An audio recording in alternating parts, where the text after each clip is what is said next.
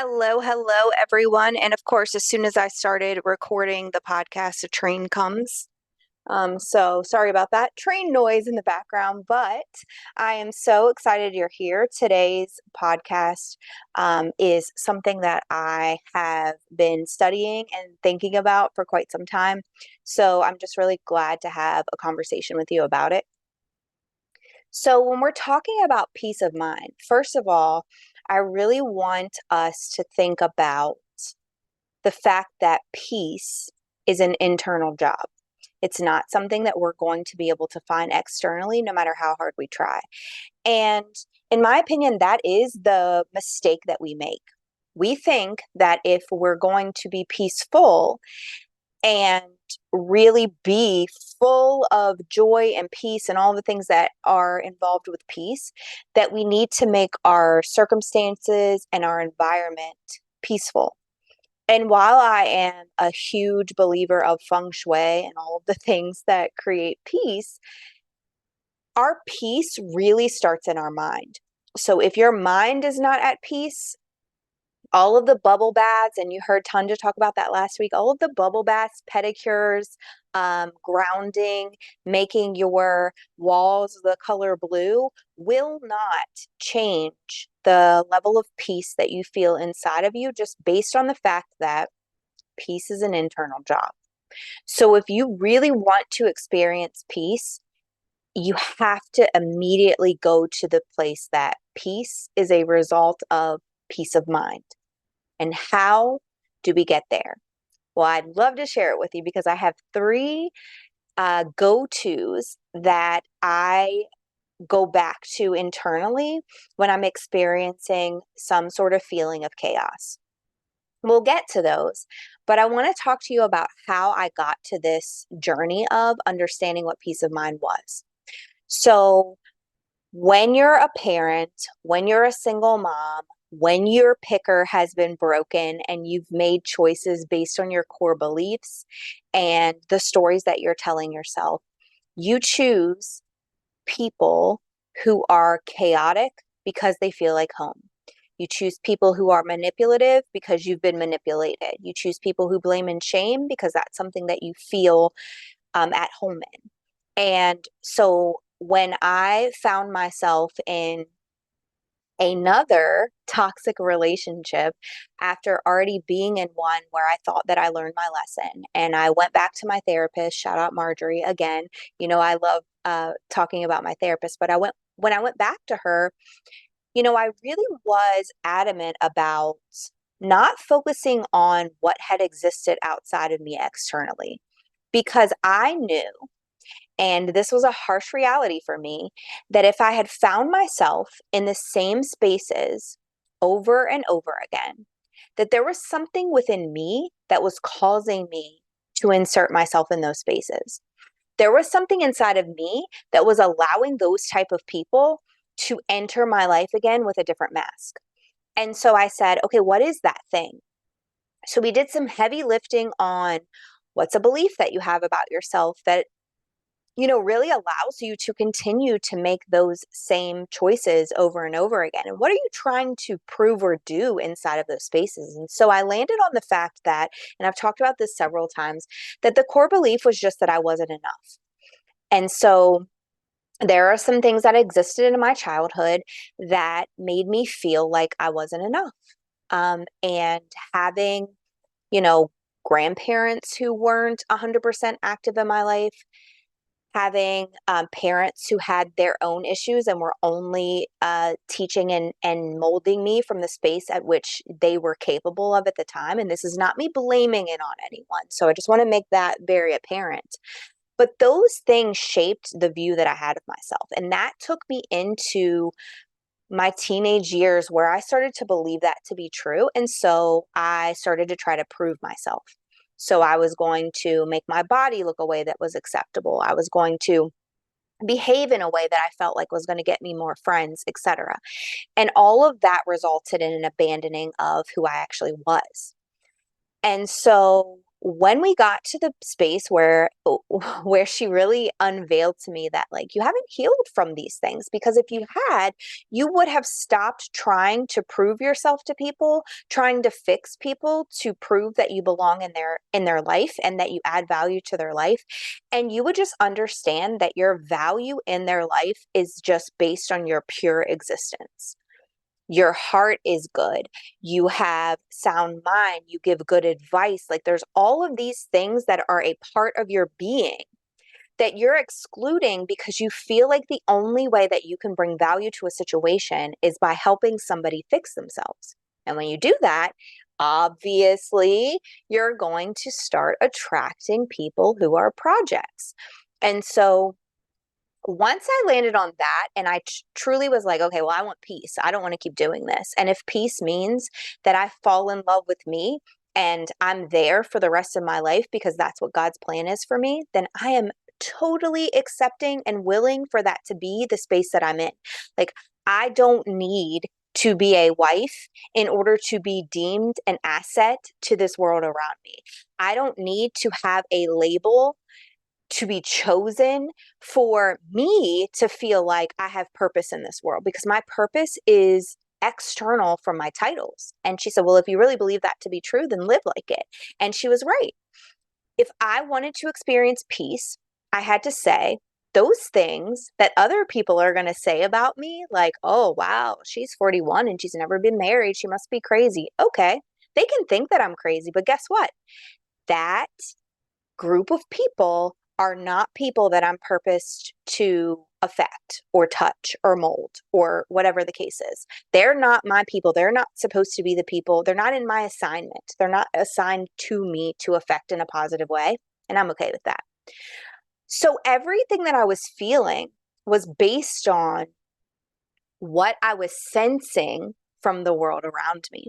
So that's when I got to a space where I said, okay, it's in my mind. I have to find peace of mind in order to be at peace with the truth. And the truth is, everything that I know to be true, God has a plan for me. He created a purpose for me, and I'm living that out.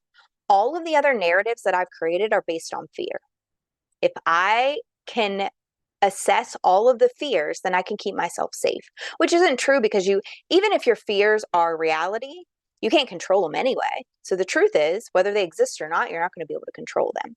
So I landed on 3 things that really were the catalyst for me being able to find peace of mind. And I hope these 3 things will help you. So the first one is, and I mentioned it earlier, stop narrating the responses of others. And I'm not going to tell you that I'm fully healed from this, because this actually just happened yesterday. And it's so funny because I have a true account of how the narrations, the scripts that you've created aren't what actually exists in reality. So yesterday I had to give a presentation and I was speaking in front of a group of people. And the presentation was based on a book that I read, and they were skills that I truly had an internal believing in. So there was some passion there, right, when I was presenting.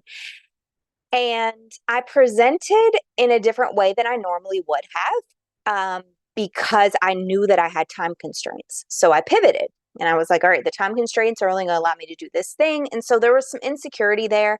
And I kept telling myself before the presentation, like, you know what is the truth. And the truth is, you're not responsible for them taking the information after you present it. You're only responsible for presenting the information in the way at which you knew that it needed to be presented. So do that.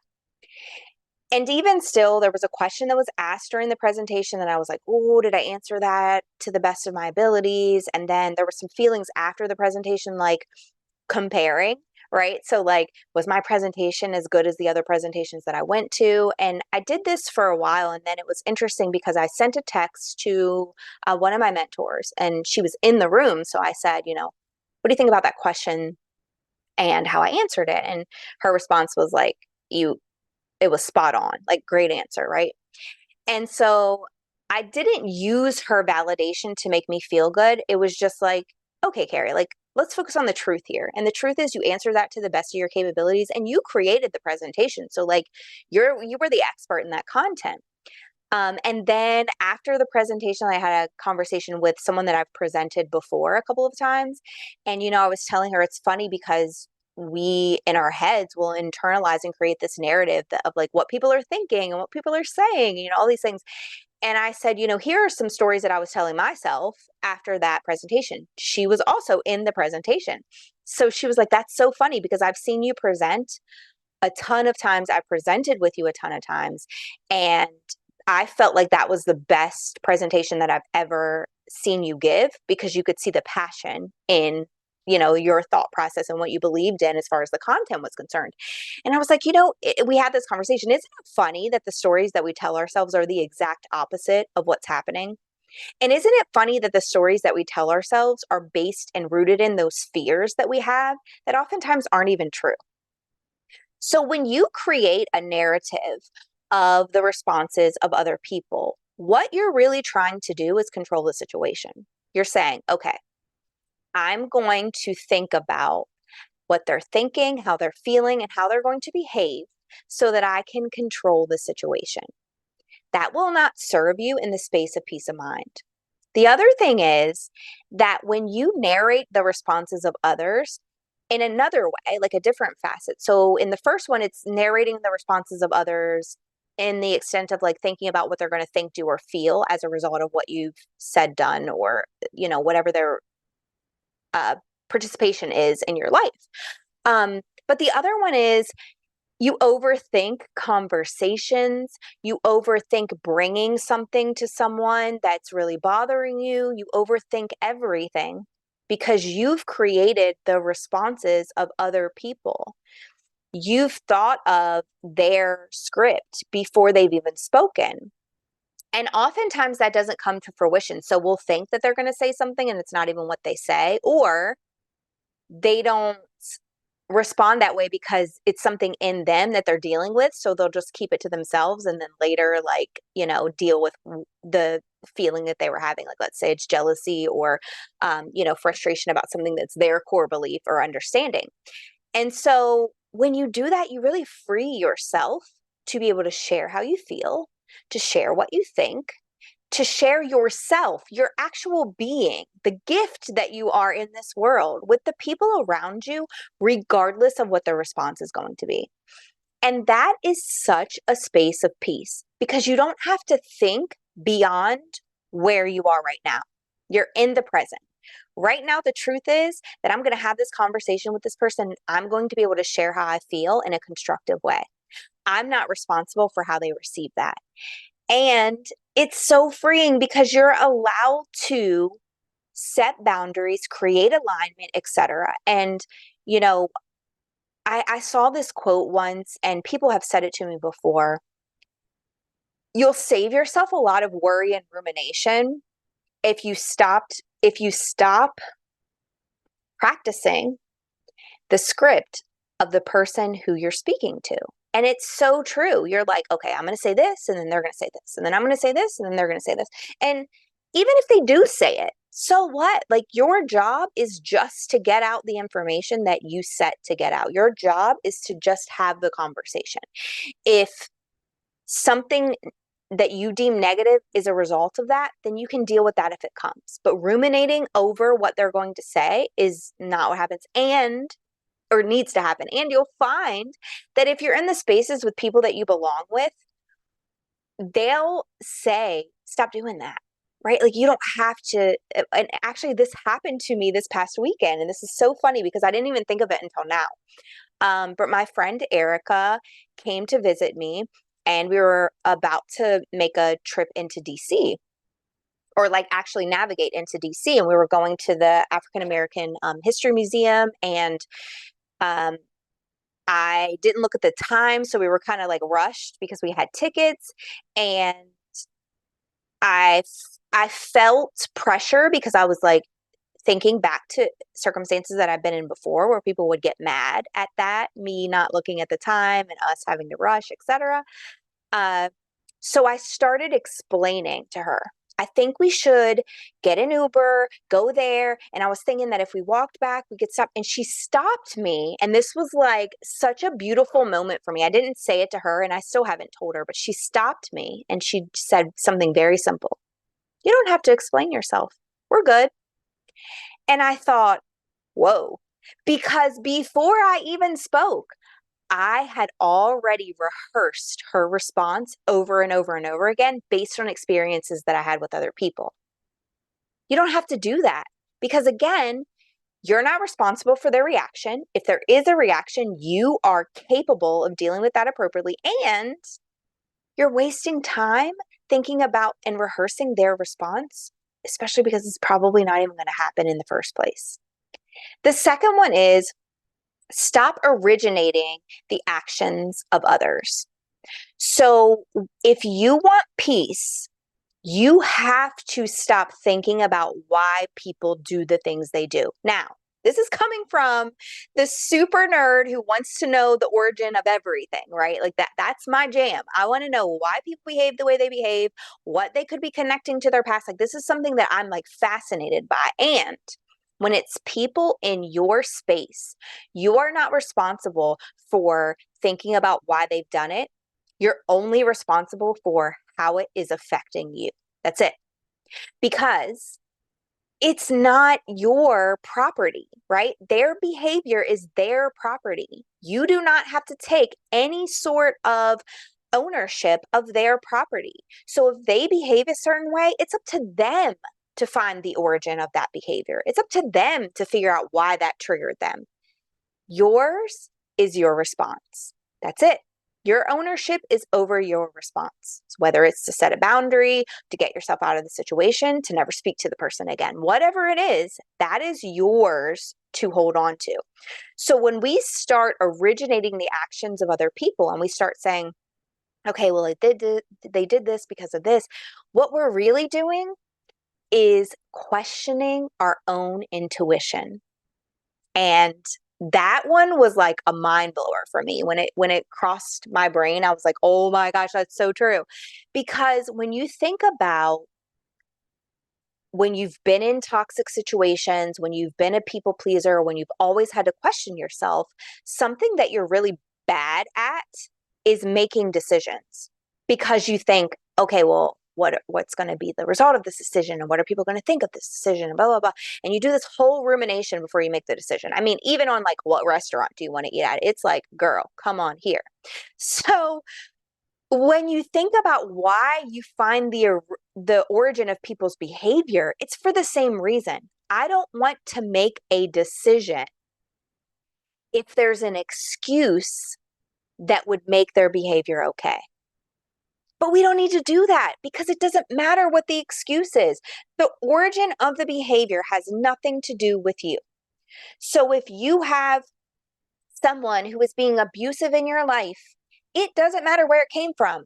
It's abusive. It is not your job to ruminate on why they're behaving that way. It is only your job to decide if you're going to accept it anymore or not. It is not your job to say, well, they were, they experienced a lack of love and neglect from their parents. So what?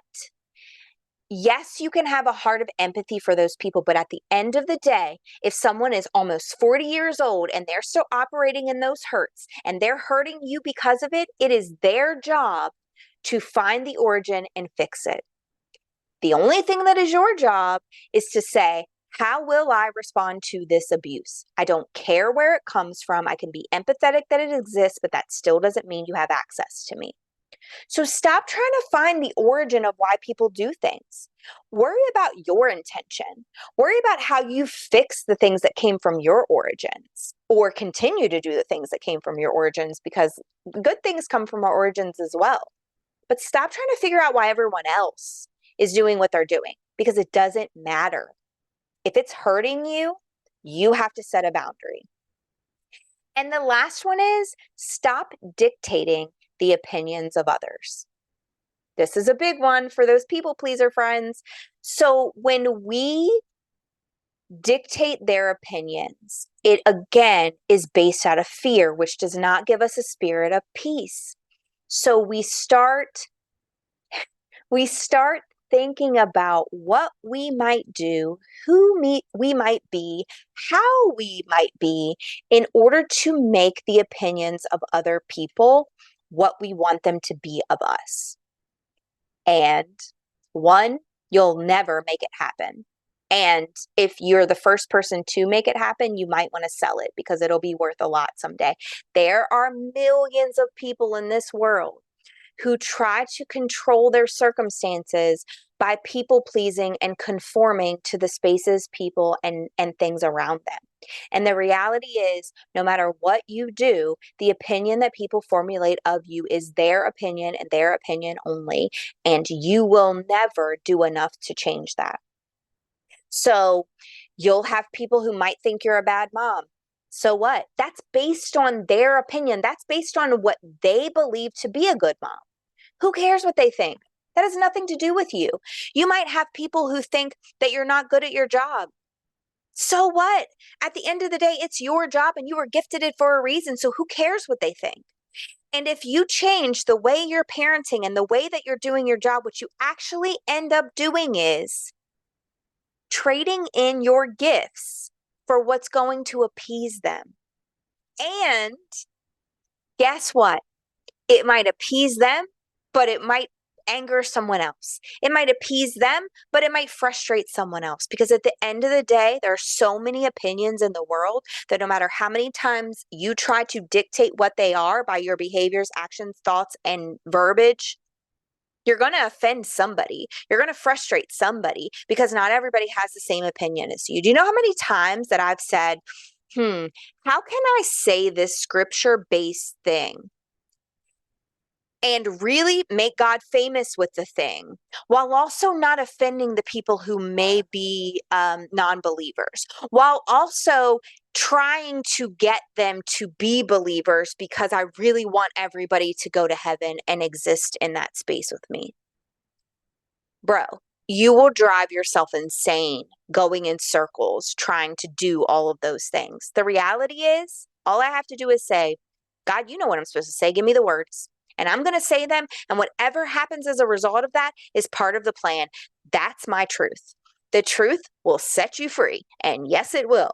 So if you want peace of mind, you really have to focus on those three things that I just said to you. Stop narrating, stop originating, and stop dictating, because those are all methods for you to try to control the outcome, and it ain't yours to control. Y'all, we are put here with our gifts, with our special purposes for a reason. We are not put here to fit in someone else's box. So please, I beg in everything that's a part of my being for you to find alignment with yourself and go out there and be her and do her. My friend sent me a text yesterday that was like, I'm a true fan of Carrie Nicole and love him for that. And then he said, the world needs to see all of you. And it wasn't because he thought I was hiding or pretending, but it was because there are things that I will share that are my gifts with my friends because I can be vulnerable with them, that I'll be like, I don't know, should I share that? And his text was the truth. We have gifts. We have these experiences that lead us to these lessons because that's how we're supposed to be existing in the world. So if we really want that peace of mind, we have to stop focusing externally on all of the things that can take us out of that mind frame and start focusing internally and committing to believing the truth about ourselves, the truth that God tells us about ourselves, and eliminating all the things that we're doing to try to control other people's perspective, because that's the only way that you're going to find peace of mind. And some exciting news. So I am releasing my course this week. You should be getting this on Monday. So by tomorrow, that course is August 1st, is going to drop. So to apply to enter the course and be part of the course, the link will be available on my YouTube channel and all of the spaces on my website, etc., for you to apply on August 1st. And the course is being able to heal from a toxic relationship and find the power of peace. So if that sounds like something that you are interested in doing and really wish that you could find for yourself, please go find that link and apply to be part of that group coaching program. There's a group coaching upgrade, and there's also an option to go through asynchronous modules on your own in your own time. There's a workbook, there's videos, there's all the things that I actually physically went through myself to get myself to a journey through the journey to a space of healing. And I don't want you to think that you have to be fully healed or that you're ever going to get to this destination of fully healed. And the modules talk about that, how we always have to go back and go back to that space that we may need to work on a little bit more, because this journey to healing is a process and it's really about enjoying that process. So I would love to work with you. If you find yourself in that space and you want to heal from the toxic relationships that you've been in, please go click on that link. And I would love to see you there. Thank you for listening. Appreciate all of you guys, and I'll see you next week.